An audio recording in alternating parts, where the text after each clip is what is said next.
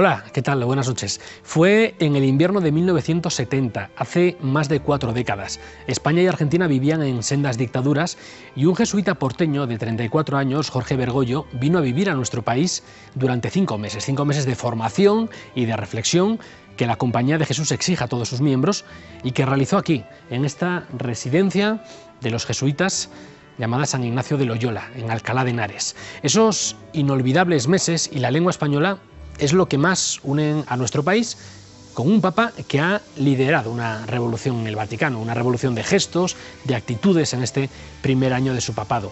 A la espera de ver si esa luna de miel entre el Papa Francisco, la curia y sus fieles se mantiene en el tiempo o terminará cuando empiecen las reformas que ha prometido, un equipo de los servicios informativos de Televisión Española nos muestra las claves de este año, el primero con 2 papas, con imágenes exclusivas de algunos de los puntos clave del Vaticano y testimonios relevantes de algunas de las personas que más conocen al Papa. Les invitamos a ver el siguiente reportaje de Marisa Rodríguez Palop e Ignacio Sánchez.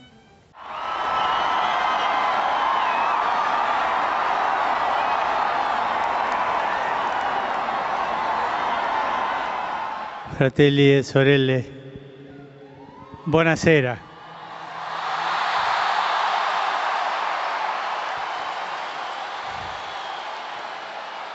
Voi sapete che il dovere del conclave era di dare un vescovo a Roma. Sembra che i miei fratelli cardinali sono andati a prenderlo quasi alla fine del mondo, ma siamo qui. A lo largo de este año se han ido conociendo detalles de la trastienda de este momento. En la Capilla Sixtina, Francisco no quiso recibir el rito de obediencia de los cardenales sentado en el trono y prefirió permanecer de pie. Antes había rechazado las prendas que pudieran evocar el poder temporal de los papas para optar por la vestimenta más sencilla.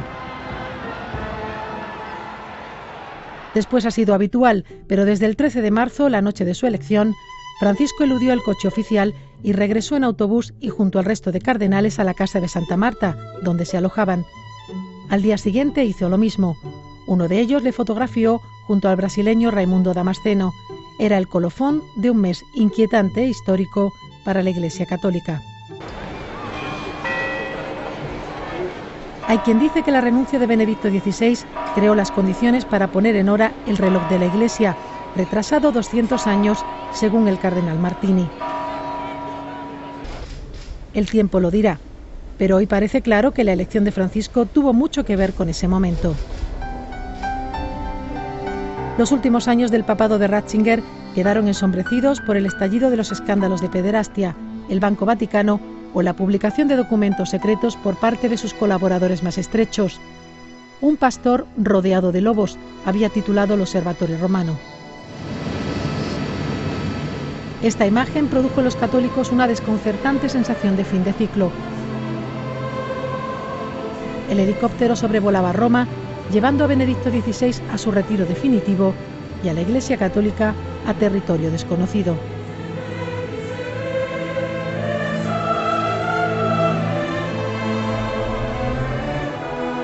Con su renuncia, el anciano Papa sorprendió en ambientes eclesiásticos demasiado habituados a no esperar nada nuevo.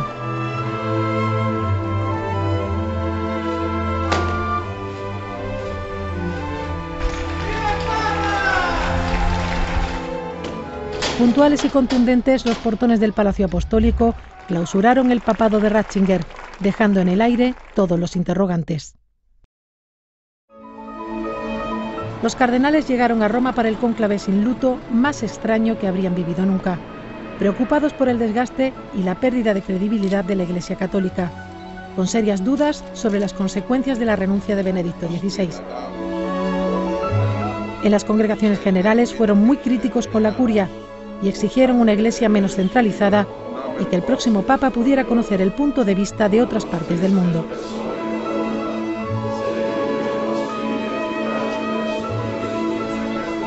Así surgió el llamado G8, el grupo de cardenales que asesora al Papa y que coordina al cardenal Óscar Andrés Rodríguez Maradiaga, una de las personas más cercanas a Francisco.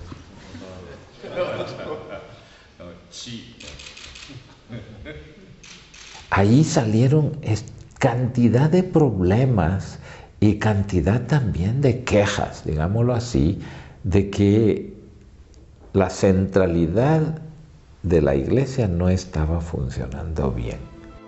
La intervención de Bergoglio pidiendo una Iglesia que saliera de sí misma volvió a situarle, como había sucedido en 2005, entre los favoritos.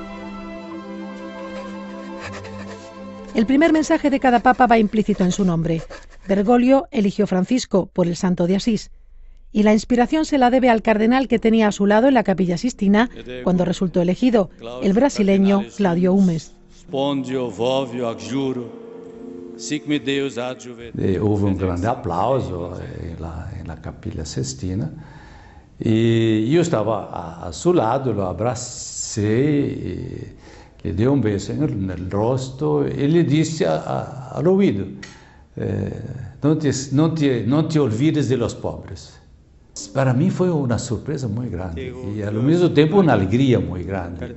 E também porque todos nós, todos compreenderam que isso não era somente um nome, mas era um programa, era uma identidade que ele queria assumir como Papa.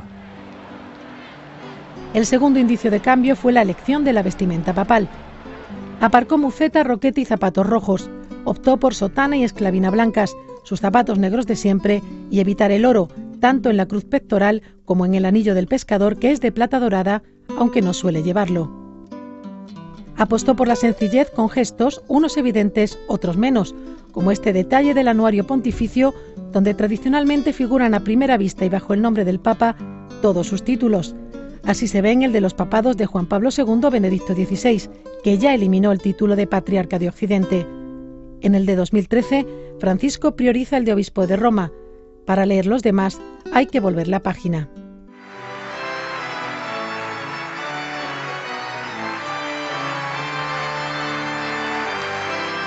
Come vorrei una chiesa povera e per i poveri.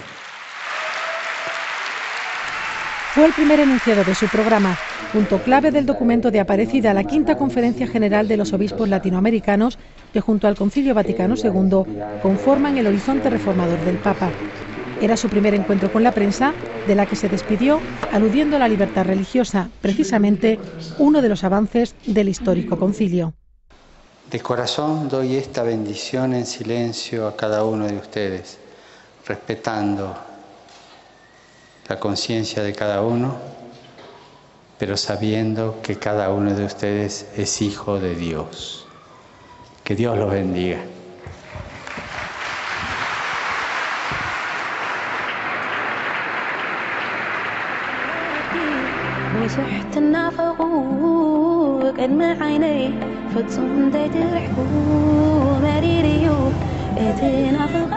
En Lampedusa, su primer destino fuera de Roma, denunció la globalización de la indiferencia y tras el naufragio que costó la vida a 380 personas, volvió a referirse a la situación de los inmigrantes.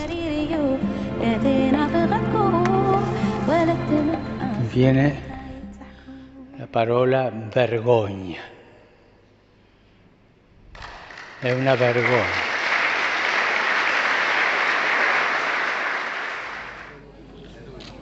En numerosas ocasiones se le ha visto almorzando o charlando con personas sin recursos, pero algunos gestos del Papa, interpretados mayormente como de apertura, han sido criticados por el sector más conservador de la Iglesia Católica, que considera pueden generar confusión litúrgica.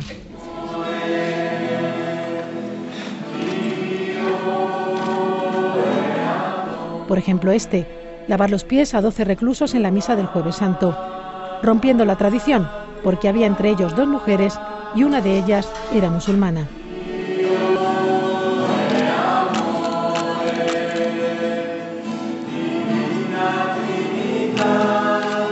Como hicieron sus predecesores, Francisco llama hermanos mayores a las comunidades judías. Vorrei rivolgere un saluto ai musulmani del mondo intero, nostri fratelli. También ha llamado hermanos a los musulmanes. Io sono qui con mio fratello, mio vescovo fratello Tony Palmer. Y a Tony Palmer, pastor de la Iglesia Pentecostal, En su móvil grabó el saludo del Papa a las comunidades protestantes.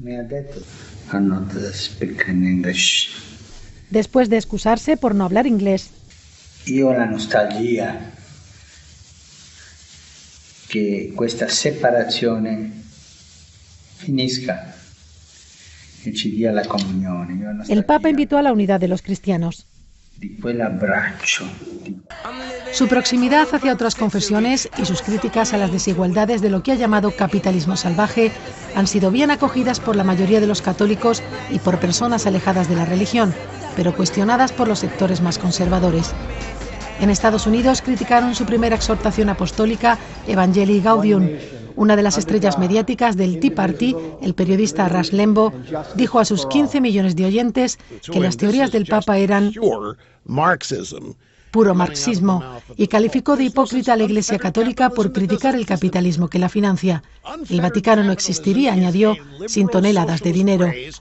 También la ex candidata republicana a la vicepresidencia, Sarah Palin, dijo sentirse sorprendida por la postura liberal del Papa, aunque rectificó después. La posición más crítica la mantiene la Fraternidad de San Pío X, que no está en estos momentos ni dentro ni fuera de la Iglesia Católica. En su página web publica duros comunicados contra las decisiones y gestos de Francisco.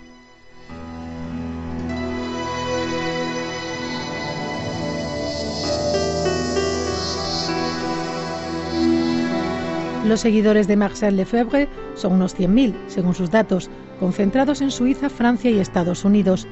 Contrarios al Concilio Vaticano II, sus líderes fueron excomulgados por el Papa Wojtyła.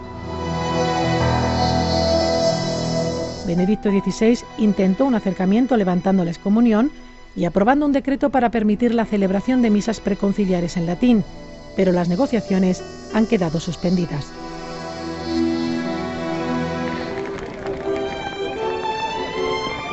Caminamos entre los fieles turistas y curiosos que cada domingo llenan la plaza de San Pedro.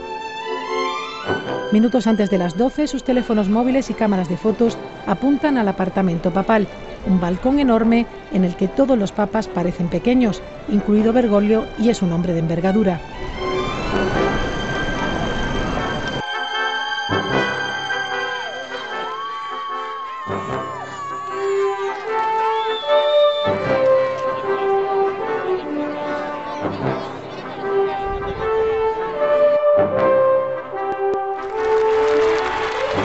En su primer año se ha convertido en una de las personas más influyentes del mundo. Entre los católicos de Estados Unidos, su popularidad es del 85%, un poco más alta de la de Benedicto XVI en 2008, pero sin llegar al 90% que alcanzó Juan Pablo II en varios momentos.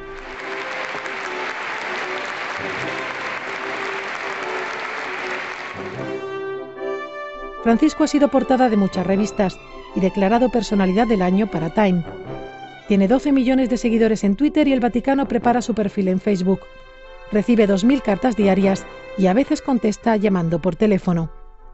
Su imagen es un excelente reclamo en la venta de souvenirs.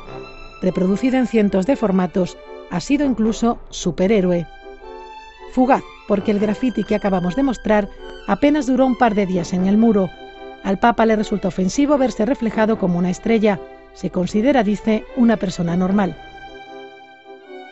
Quizá por eso ha decidido renovar su pasaporte y su DNI, aunque con vestimenta papal. A Francisco se le ha fotografiado de copiloto en el Renault 4 que le regaló un sacerdote de periferia. O cargando con su bolsa de viaje donde lleva, dijo él mismo, la cuchilla de afeitar, la agenda y el breviario con el testamento de su abuela Rosa.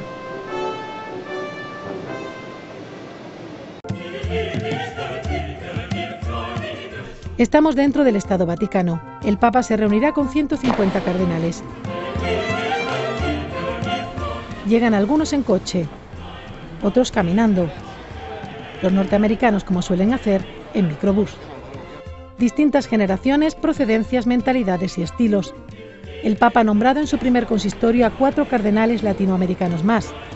Pero en el colegio cardenalicio, compuesto por 217 miembros y donde solo votan los que tienen menos de 80 años, es decir, 119, el grupo más numeroso sigue siendo el europeo, con 59 electores. Todavía pesa el llamado eurocentrismo. La Gendarmería Vaticana toma posiciones. El jefe de seguridad del Papa, Domenico Gianni, se adelanta. Si no es necesario, Francisco prefiere moverse a pie, sin escoltas alrededor y con la mayor libertad posible. En esta sala escucharían la reflexión del cardenal alemán Walter Kasper sobre la posibilidad de dar la comunión a los divorciados católicos vueltos a casar, un asunto ampliamente debatido después, en el que muchos esperan un cambio de posición de la Iglesia Católica. Tanto el Papa como su equipo más próximo saben que la expectación generada es grande y, por tanto, el riesgo de decepcionar también. El cardenal Maradiaga cree que cuando haya pasado el segundo año habrán cambiado muchas cosas y que las resistencias internas no lo impedirán. Es bueno que se nos digan las cosas así de claras, y el que aquello lo siente incómodo, pues que se examine bien por dentro y que pueda responder. Bergoglio pretende cambiar el organigrama y antes las actitudes, lo que desconcierta a algunos sectores de la curia que intentan adaptarse al nuevo estilo. En su primera exhortación apostólica ha pedido una iglesia misionera descentralizada y abierta, implicando a los fieles. Espero lío. Que acá adentro va a haber lío, va a haber. Que acá en Río va a haber lío, va a haber. Pero quiero lío en las diócesis. Quiero que se salga afuera. Quiero que la iglesia salga a la calle.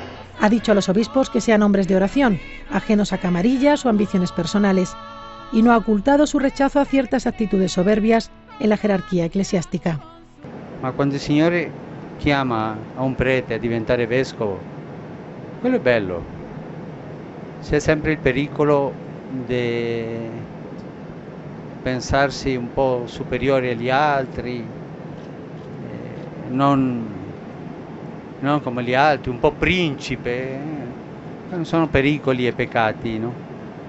Ma il lavoro del vescovo è bello, e aiutare i fratelli a andare avanti.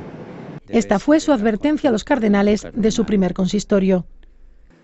Il cardinale, specialmente a voi lo dico, entra nella Chiesa di Roma. Fratelli, non entra in una corte. Evitiamo tutti e aiutiamoci a vicenda ad evitare abitudini e comportamenti di corte, intrighi, chiacchiere, cordate, favoritismi, preferenze. No le gustan las dinámicas de corte. Meses atrás, su silla vacía en el concierto por el Año de la Fe generó perplejidad.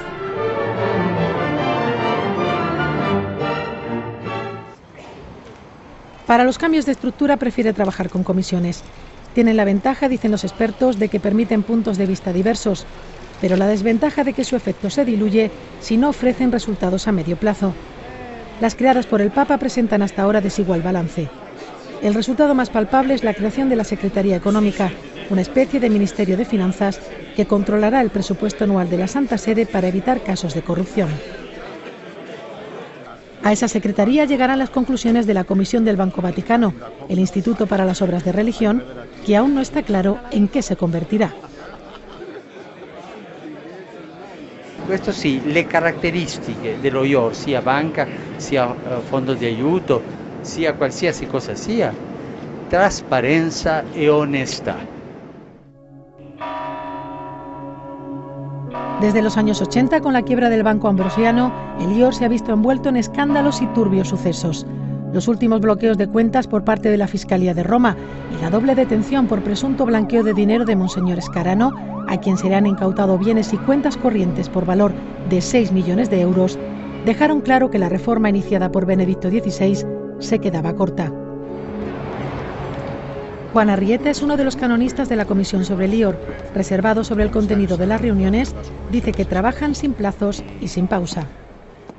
Nos dice que hay que trabajar, hay que darse prisa, y nos pide rapidez en los estudios, en el trabajo, porque hay que pues hacer estudios, hay que hacer estudios serios, con técnicos, internacional, y nos pide celeridad, agilidad, pero no así plazos no es que tenemos. Aún no hay pistas de cómo será la reforma de la curia, en manos del llamado G8, sus cardenales de confianza. Uno de ellos, el cardenal arzobispo de Boston, Sean Patrick O'Malley, coordinará la comisión contra la pederastia compuesta por 8 miembros, 2 psiquiatras, 2 teólogos, un experto en derecho canónico, la ex primera ministra polaca Anna Sukoka y la irlandesa Mary Collins. Ella fue la voz de las víctimas ante la jerarquía católica. Benedicto XVI quiso que contara su experiencia en el simposio contra la pederastia que promovió poco antes de su renuncia. Collins relató su larga lucha contra el sacerdote que abusó de ella cuando tenía 13 años y que fue durante décadas protegido por sus superiores. Tras el duro informe de la Comisión por los Derechos del Niño de Naciones Unidas, que ha acusado al Vaticano de encubrimiento y de no haber tomado suficientes medidas, el obispo maltés, Charles Cicluna, experto de la Santa Sede en estos casos, ha asegurado que Francisco sigue la línea de tolerancia cero de Ratzinger. Según sus datos, desde 2008 más de 650 sacerdotes han sido expulsados acusados de abusos sexuales, los últimos 100 en 2013. Las víctimas han pedido a Francisco que se reúna con ellas y que actúe también contra los encubridores. Mucha gente en Estados Unidos espera que el Papa haga más, en concreto que se reúna con las víctimas. Él dijo en una entrevista que entiende el dolor, el daño, pero ellos quieren que hable con ellas personalmente, que les explique qué está haciendo y qué hará la Iglesia. Muchos dicen, vale, muy bien que se esté haciendo algo contra los que abusaron de niños, pero ¿qué pasa con los supervisores, con los obispos? Y se preguntan si el Papa hará algo sobre esto. A veces dice lo que piensa en cualquier momento y por cualquier vía, como cuando explicó a una niña que no vive en el apartamento papal porque necesita estar con gente. Ma questa domanda me l'ha fatto un professore. Ma perché lei non va a abitare là? Io ho risposto, ma mi senta professore, per motivi psichiatrici. O cuando admitió en un encuentro privado que en el Vaticano existe un lobby gay, lo que generó titulares en todo el mundo. Se una persona è gay e cerca il Signore e ha buona volontà, ma chi sono io per giudicarla? Estas palabras ante los periodistas en el vuelo de vuelta de Brasil han sorprendido en Argentina, donde Bergoglio se opuso con contundencia a la ley del matrimonio homosexual. El vaticanista Sandro Magister cree que en este y otros temas el Papa no cambiará la doctrina, pero pretende ampliar los márgenes, algo que asegura hará emerger las divergencias internas en la Iglesia Católica, tapadas ahora, dice, por la popularidad del Papa. El mundo católico aparece solo aparentemente unificado por el consenso de este Papa. En realidad, dentro del mundo católico hay diversidad de opiniones muy fuertes que no se manifiestan porque existe esta capa que cubre todo, que es su popularidad y que, en mi opinión, es más fuerte fuera que dentro de la Iglesia. En la entrevista concedida al director de la revista Civiltà Católica de la Compañía de Jesús, el Papa pedía no insistir en los temas en los que sea conocida la posición de la Iglesia Católica, una mayor presencia femenina en los órganos de decisión y actitudes más de misericordia que de condena. El autor de la entrevista, Antonio Spadaro, asegura que Francisco sigue las reacciones a sus propuestas.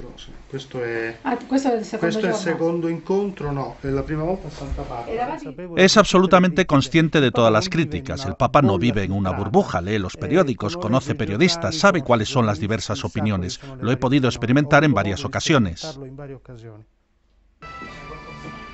Desde su elección se han escrito más de 70 libros sobre él. Muchos investigan su pasado y su papel como provincial de los jesuitas durante la dictadura. En su país, sectores ligados a derechos humanos creen que Bergoglio no hizo lo suficiente por los secuestrados y represaliados. A este gobierno militar que prometía además estar por siempre consideró que los derechos humanos y lo que había sucedido en la dictadura era una guerra, era un conflicto armado, no pudo ver ahí que eran víctimas, que esa dictadura había sido una maquinaria que detenía, desaparecía y mataba y asesinaba. Bergoglio fue acusado de delatar a los jesuitas Francisco Jalix y Orlando Llorio, a quienes había quitado la licencia religiosa y que fueron secuestrados y torturados. Llamado a declarar como testigo, negó las acusaciones y dijo que hizo gestiones y se entrevistó con Videla y Masera para liberarles. Tras su elección como Papa, el Premio Nobel de la Paz, Alfredo Pérez Esquivel, publicó en su web que hubo obispos cómplices con la dictadura y que Bergoglio no fue uno de ellos, aunque cree que le sobró prudencia y le faltó coraje. Nos citamos en un restaurante argentino con la periodista Silvina Pérez. Dice que la Iglesia Católica de su país tiene cuentas pendientes con la dictadura y que Bergoglio ayudó de manera discreta. Bergoglio tuvo que trabajar, obviamente, como muchos de los que se oponían al régimen totalitario y dictatorial argentino, en la sombra. El rol de Bergoglio no fue un rol activo de manifestaciones en la calle, fue un rol de salvar uno a uno, un poco lo que se fue la Schindler List, el famoso film, el salvar cada historia humana en manera particular y singular. Y esto obviamente, si no lo cuentan los propios interesados, no fue de ámbito, no fue masiva, se supo desde hace muy poco. El tema con la dictadura militar, la relación entre la sociedad y la dictadura militar es una cuestión abierta todavía, es una herida que todavía no ha sanado ni siquiera el mismo Bergoglio. Porque digamos que desde que el Papa se convirtió en el pontífice de la Iglesia del mundo, obviamente hay una gran disponibilidad a seguir su figura, su carisma, etc. Pero cuando se habla de la Iglesia argentina, en la Argentina todavía existe un punto de pregunta, un signo de pregunta con respecto a cuál fue el rol, quién hizo qué cosa y cuál es el protagonismo de verdad que ha tenido la Iglesia argentina desde el 76 al 83. Es un tema que todavía pesa.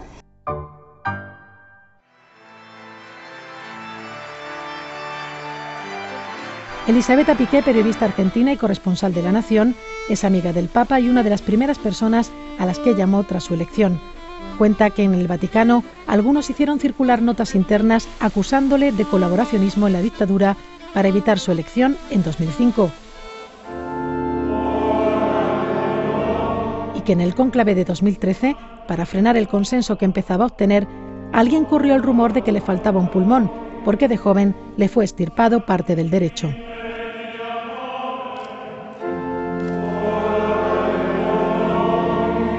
Muchos pensaron, bueno, el Papa del fin del mundo que aterriza en la curia romana se lo van a comer crudo. Bueno, el Papa en ese sentido no es ningún ingenuo. Sabe que lamentablemente, bueno, y se la pasa diciendo, somos todos pecadores y que, bueno, quizás a veces los pecados son también en el hablar mal, en quizás no dar una información, de dar una información ser errada en cuanto a otra persona, denuncias. En este momento sabemos también que hay un sector muy conservador que le critica su forma de ejercer el papado, cree que él está desacralizando el papado, creen que es un populista, porque es verdad, tiene una manera de comunicarse con su pueblo en forma directa, simple, y entonces, bueno, hay críticas, él es consciente de las críticas.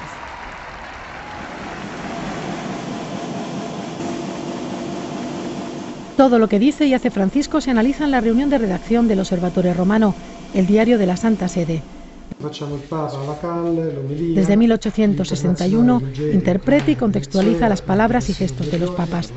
Editado en 7 lenguas, su repercusión entre los medios católicos es enorme.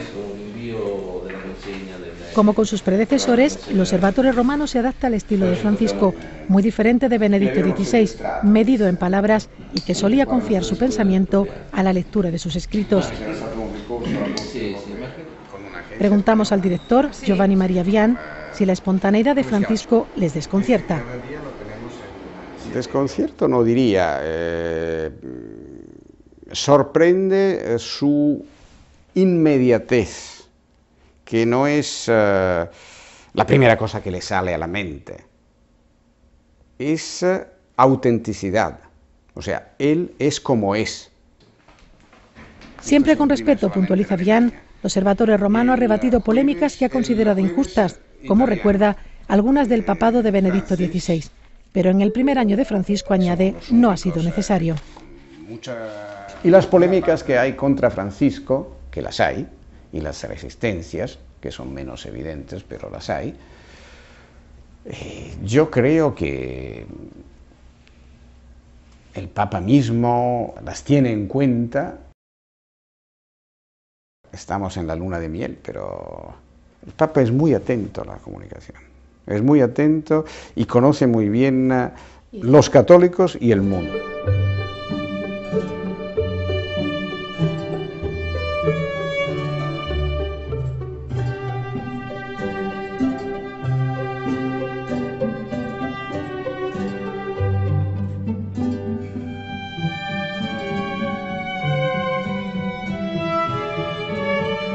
Caminamos con Guillermo Kercher, uno de los ceremonieros del Papa, por la primera logia del Vaticano, decorada con frescos de la Escuela de Rafael, un área reservada solo al secretario de Estado y algunos funcionarios. Es la primera logia, está representada la flora y la fauna del 1600, la Escuela de Rafael.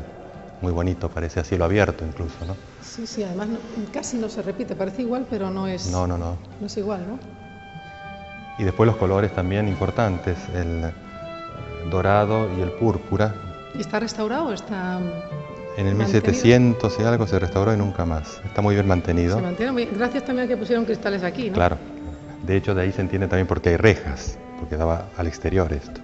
Claro. Ahora ya no tiene razón de ser. Pero son los colores del imperio, sí, sí, que se conservan, los colores de la ciudad de Roma y los colores del club de fútbol, la Roma. Todo es tradición aquí. Sí, sí. Nos encontramos también con una cosa muy bonita en la mitad de la sala, que es esta cortina hecha por Bernini. Justamente la hizo él para distraer a quien venía aquí y no se fijara en el piso, que tiene diferencia de pocos centímetros entre una sala y la otra. Nos muestra la sala ducal y la sala regia, donde el Papa recibe al cuerpo diplomático. A Kercher le vimos junto al Francisco, en el balcón central de la Basílica de San Pedro, la noche de su elección. Justamente yo me encontraba en esta sala, como decía antes, rezando con los demás ceremonieros el rosario, pidiendo para que el Espíritu Santo iluminara a los cardenales que estaban en la Capilla Sixtina, y cuando se abrieron las puertas y vi a mi obispo, arzobispo de Buenos Aires, vestido de blanco, me quería morir de la emoción y de la alegría. La elección de su vestimenta, dice, no es una sorpresa para quien conoce a Bergoglio. Él ha simplificado mucho porque él es una persona muy simple. Yo creo que lo que hacía en Buenos Aires lo sigue haciendo ahora, solamente que está vestido de blanco. Pero lo que a él le importa es lo esencial, transmitir lo profundo que es la fe cristiana a través de ritos que siguen siendo los mismos, pero en la forma más sencilla. Sigue sintiéndose obispo, ¿no? Justamente dice, ahora soy obispo de Roma, antes era obispo de Buenos Aires, pero quiero seguir siendo obispo. Con esa libertad que lo caracteriza, me parece. Esa libertad, ¿qué límites tiene? ¿O no tiene límites? El Papa puede hacer lo que quiera. En teoría puede hacer lo que quiera. Ahora, límites. El contexto ha cambiado, no es Buenos Aires, es Roma, no es la Iglesia arquidiocesana, la Iglesia universal ahora. Pero yo creo que él trata de expresarse con la mayor libertad que puede y nos pide a todos también que respetemos este ámbito suyo y que lo ayudemos. No la primera, sino la ya... Caminamos por el pasillo que separa la Capilla Paulina de la Sixtina, el mismo que recorrieron en procesión los cardenales al inicio del cónclave.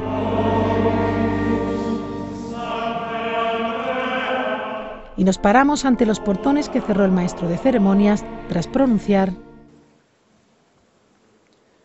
Extra omnes. Si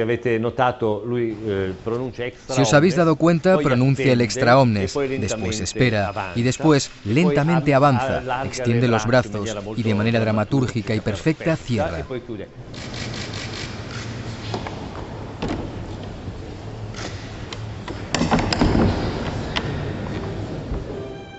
Dario Viganò es director de la Televisión Vaticana. 4 unidades móviles y 19 cámaras retransmitieron el precónclave y todo lo que sucedió antes, desde la renuncia de Benedicto XVI. La idea era comunicar el afecto por un hombre, los lazos fuertes. Por eso, por ejemplo, no escondimos el llanto de Monseñor Georg, su secretario, cuando sale del ascensor acompañando al Papa, y también queríamos comunicar que no se le dejaba en otro lugar abandonado. Por tanto, nosotros vemos el Papa que entra porque tenemos una cámara tras él. El Papa entra. y enseguida le recibe otra cámara. Como diciendo, nosotros ya estamos aquí, o sea, nosotros, los espectadores que te queremos, estamos en casa contigo y te acogemos. No te llevamos a un sitio para dejarte. Siamo qui in casa con te e ti accogliamo, quindi non ti portiamo in un posto per lasciarti.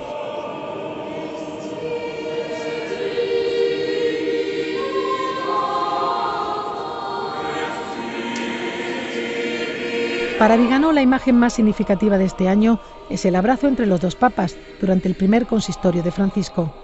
El Papa emérito sujeta en su mano el solideo como señal de obediencia a su sucesor. Y una de las secuencias más difundidas ha sido esta. Un niño de 8 años empeñado en permanecer junto al Papa. Francisco le deja estar y terminó sentado en su sillón. Ma anche io vi domando, è possibile vivere questa gioia? Cada miércoles 8 cámaras de la televisión vaticana siguen sus recorridos por la plaza de San Pedro, rodeado de escoltas, no todos visibles. El Papa quiere cercanía, aunque en este viaje a Brasil, la Gendarmería Vaticana vivió momentos de tensión. El coche que le trasladaba, un vehículo sin cristales blindados, equivocó la ruta y quedó atascado y rodeado de gente. En la plaza de San Pedro la situación está más controlada. Los pasillos permiten margen en caso de imprevistos. El Papa los recorre sin prisa, saludando a los fieles.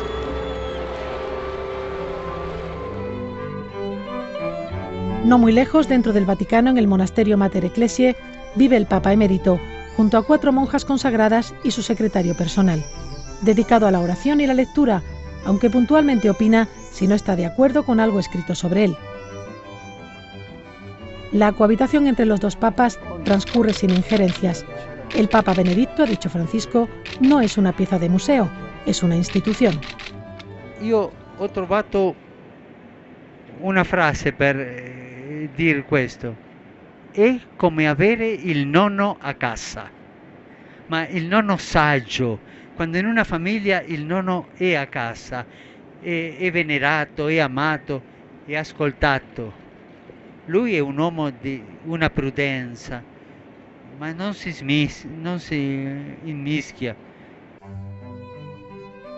Francisco terminó y firmó la encíclica Lumen Fidei, en la que trabajaba el Papa Benedicto. Con frecuencia hablan y almuerzan juntos, aunque son muy distintos, y se vio en su primer encuentro en Castel Gandolfo. En la capilla, Ratzinger le ofreció con insistencia el reclinatorio de honor, pero Francisco prefirió compartir con él el banco.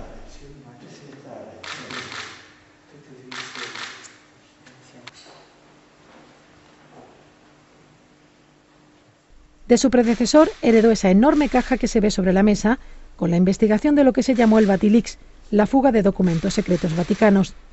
No me asusté, diría después a los periodistas. Una cohabitación entre papas tan normalizada que nos lleva a plantear si, llegado el caso, Francisco renunciaría también. Yo creo que sí, porque es un hombre de Dios y sabe que somos servidores del Evangelio y cuando ya nos servimos nos hacemos a un ladito. No tengo idea. El Papa sabrá lo que es mejor. Este Papa está demostrando a todo el mundo que sabe muy bien lo que quiere y lo hace muy bien.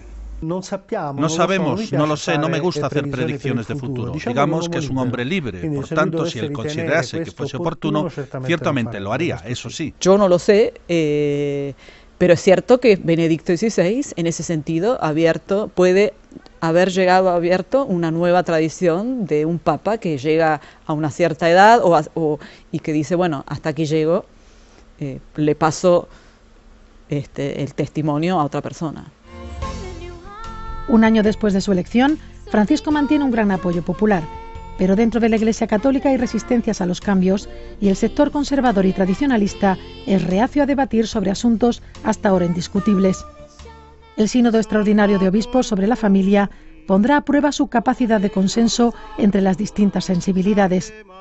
Se trata, dicen sus colaboradores, de acercar a los lejanos sin alejar a los cercanos.